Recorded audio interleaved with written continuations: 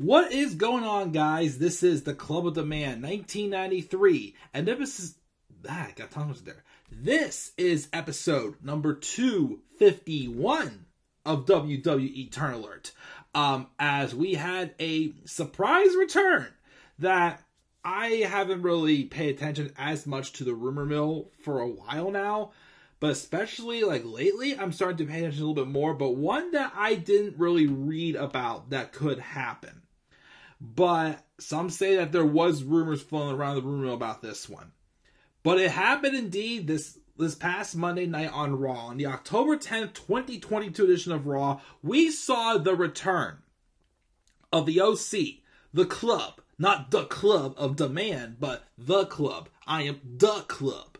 The return of Luke Gallows and Karl Anderson, who returned during a segment of Raw where AJ Styles was giving Finn Balor his final answer of whether or not he wanted to join the Judgment Day or not. And at first, when he cuts his promo, he's mentioned something how, like, you know, family's important. All he's needed is what's all right in front of me, and this, and that. And of course, he tricks Finn into saying that thing he was talking about him. And he knew that AJ would come around. But then AJ, like, just, you see that look on his face, like we're buddies! No, we're not. Like, that evil glow. Well, I'm sorry. This is the opposite. This was not, like, evil, like, you know, striking. This was hero striking moment. Overcoming the evil in some ways. AJ says, I wasn't talking about you. Finn Balor was shocked.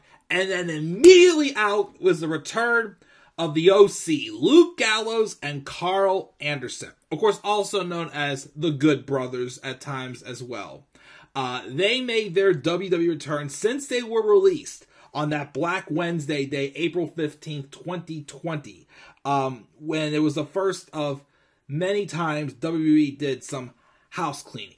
Which at the time, it was good to see that they let them go. And let them go back out and, like, you know, get their fuel going again. They went back to Impact Wrestling, won the Impact Tag titles. They did have a brief time in AEW when AEW and Impact kind of had like a partnership going there. Because they were involved with the Kenny Omega, when Kenny Omega first became world champion. Because he was kind of involved, they were kind of involved with Kenny Omega's storyline as well. And then I think they were doing some stuff in New Japan, but still under contract through Impact. Now, a few months ago, I had heard rumors that their Impact contract had ended and they were free agents again. I was not made aware, though, until after the show last week that Karl Anderson, though, apparently, at this moment, is still the never open weight champion, I think it was, in New Japan. Which intriguing because even in WWE, when I saw him before from 2016 to 2020, I always thought Karl Anderson had some really good singles potential for sure. Luke Gallows too, well, I'll give him that, but I feel like he's always been more so meant to be like a heater for someone else. But Karl Anderson definitely sees a lot of potential. So that is still interesting because, again, it's not often that you see WWE like kind of like allow kind of like that crossover in some ways. So, like, what does this mean? Is there a relationship going on between WWE and New Japan? Which may not be good because New Japan this year has had a strong partnership with AEW as well. So, that's interesting. But getting the Good Brothers, well, yeah, the Good Brothers, the Club, the OC, whatever you want to call them back, was a nice surprise. Especially under Triple H, too. Under Vince, no. We begin the bunch of nerds! The Dr. Gallows and Anderson diagnosing ring postitis, doing the retirement homes crap with the New Day and whatnot. All that stuff that just instantly killed all of their momentum as soon as they split them from AJ Styles during the return of the brand split in 2016. Then they tried to revive them again in 2019. But it was just, no, it was just, they were too washed up. You know, you got them away for a while. Abs has made the heart grow fonder. You know, bring them back. You know, Triple H brought them back. Excellent idea. You know, off to a fresh start, clean slate, and their hot baby faces instantly coming in. Because this is a face turn. Because before they left, they were heels. So yeah, this is also, of course, a very fresh feud for the Judgment Day. It seemed to have recently written Edge off of TV. Now it's official now that, and of course, Rey Mysterio, for the time being, has been moved to SmackDown. We'll talk about that in my SmackDown review, as I'm not sure if I'll get this up. I'll have this upload before my SmackDown review.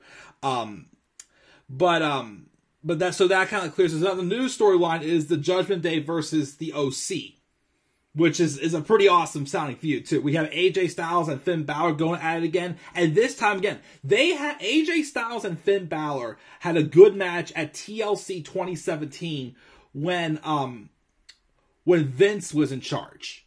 Now that Triple H is in charge of them, oh goodness. Like, Triple H being in charge is when I went to see AJ Styles and Finn Balor have like a main event WrestleMania Classic. Triple H in charge is when I would love to have seen AJ Styles versus Shinsuke Nakamura. Also, Triple H being in charge of me, I love to see AJ Styles versus Roman Reigns.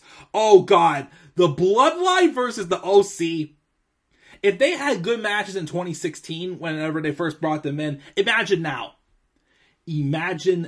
Oh my goodness. So there is a lot of possibilities. This strengthens back up the tag team division again even more. This is another tag team on Raw now. I mean, yes, the tag titles. Again, I keep saying this since, people have been brought back. Tag team wrestling is being more emphasized on SmackDown. But Raw getting some momentum back, like getting them, the OC back. We have, Judgment Day, in some capacity being a tag team. Alpha Academy, despite that they've been losing a lot, but they're still entertaining. Like, give them some more serious to do. They'll be good. There is the tag team division is building back up again pretty quick here at WWE. That's another thing that's really been strengthening up under the Triple H era for sure. So I am definitely excited and intrigued to see, not just, the tag team division, also this concept, again, of Karl Anderson still being a champion through New Japan.